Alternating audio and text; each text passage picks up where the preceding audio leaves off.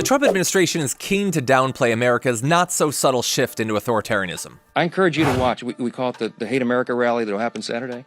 Let's see who shows up for that. I bet you see pro-Hamas supporters. I bet you see Antifa types. I bet you see the Marxists in full display, the people who don't want to stand and defend the foundational truths of this republic. And we do.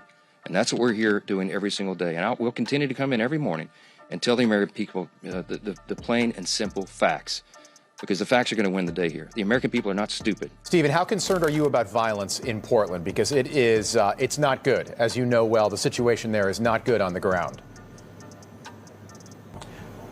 Well, I mean, we're extremely concerned about violence, but here's what the more important point is. We're the federal government. We are not going to tolerate a lawless insurrection. We are not going to tolerate domestic terrorism.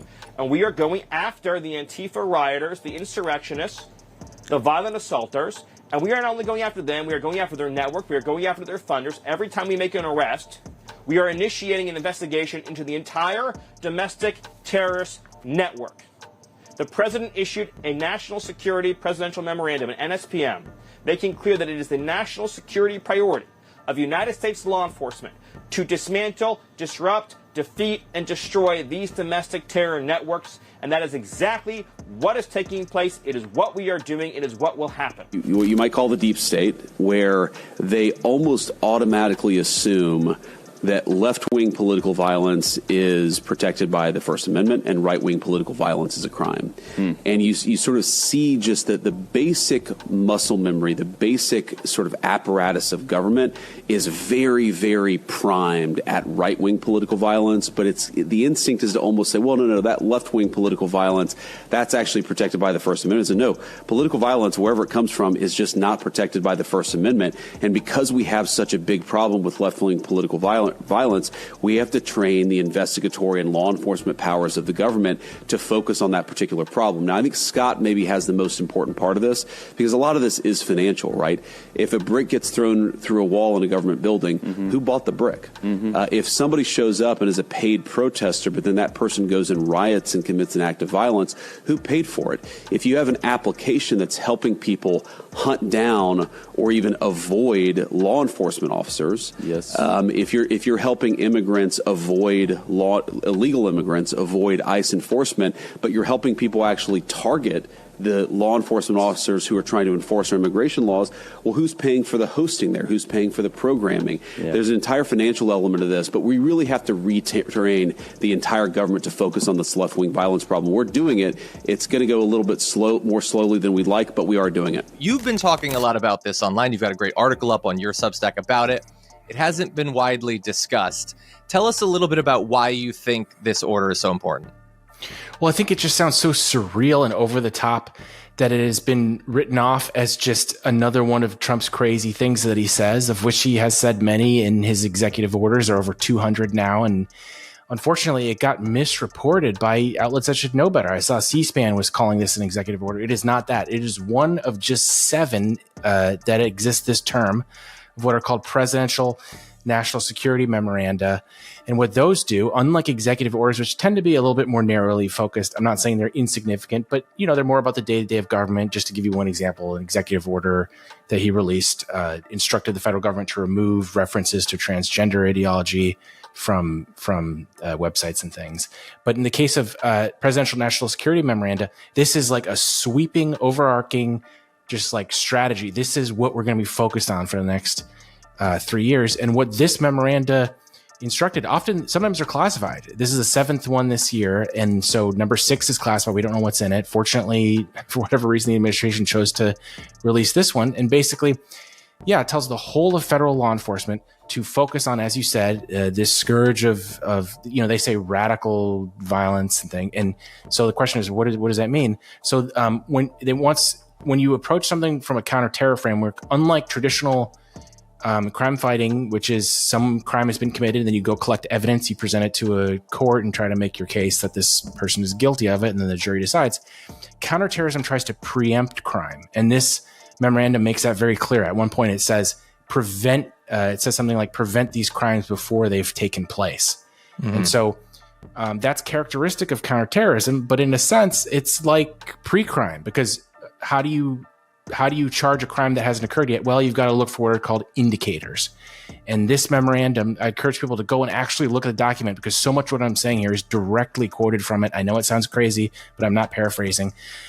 It lists what the administration considers indicators of forthcoming political violence, like, for example, the gruesome murder of conservative commentator Charlie Kirk.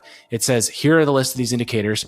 And those indicators, as it turns out, describe at least millions of people in the country. So it was like anti-Christian sentiment, anti-Americanism, whatever that means, it was something like traditional family values. I mean, the list goes on. It's just so vague to the point that I don't even think it's necessarily left-wing. It sounds like it's just anyone who isn't MAGA, anyone who isn't the Trump administration. And at the signing of this last week, I think it was Thursday, in the Oval Office, where there were a bunch of top officials, Trump's Homeland Security advisor, Stephen Miller, was there. And the document is sort of careful not to as far as terms like anti-family don't connote, non-MAGA. They didn't explicitly say Democrats. And then Stephen Miller comes on and says, this is the first, I'm quoting, all of government effort to go after, I think he said the Democrats, he made it very explicit that this is just pointed at the political opposition. Yeah. And as was described to me by sources in the FBI, they expect that this order is going to result in a doubling of the number of people on the domestic terrorism watch list over the next year or so. So this stuff is happening. This is not a potentiality. We are already seeing the consequences of it. Just to give you one example, yesterday I wrote a story on legal guidances that have been given to NGOs. Oh, I didn't even mention this part. There's a whole section in the order that directs the Treasury Department to start monitoring cash flow and things related to all the threat indicators, so-called, that we just mentioned. And so these NGOs and nonprofits, as was described to me and is described in these guidances, telling them, hey guys, you're going to want to change your behavior to make sure it's in compliance with this. I was told privately, too, that these companies' general counsels, they're already instructing them to do this. So they are going to start communicating differently on this basis. It's having a chilling effect on speech already. The only question is, first of all, how much of a chilling effect will it have when all is said and done? And second of all, I didn't mention this part, it gives Trump the power to do something which the National Guard has not been able to do, and which has been a restraint on his deployment of the military, which is posse comitatus, restricts the military from engaging in law enforcement on U.S. soil. But in the case of this order, it authorizes what are called joint terrorism task forces. These are divisions that exist in all 50 states in the country, established after 9/11 for the most part. These are local law enforcement that have been deputized into these teams that also contain a lot of FBI agents and other federal law enforcement, could include ICE, for instance. Trump can directly task those guys to be deployed into these same major cities as the National Guard. But unlike the National Guard, there is no posse comitatus. They can engage directly in law enforcement. They're going to go after groups based on these loose definitions that Donald Trump himself decides. So Jared Huffman from California, Pramila Jayapal from Washington, and myself just Friday started circulating a letter among members of Congress. We're trying to put a stop to this, figuring out other ways to try to. But this is something that it's not on their radar screen. Donald Trump throws a lot of spaghetti on the wall, and this piece hasn't been noticed. And we really got to make sure people understand that their rights and freedoms are at risk if we don't have more people know what he signed into law. I think it's called NSPM 7. It just rolls off the tongue, doesn't it?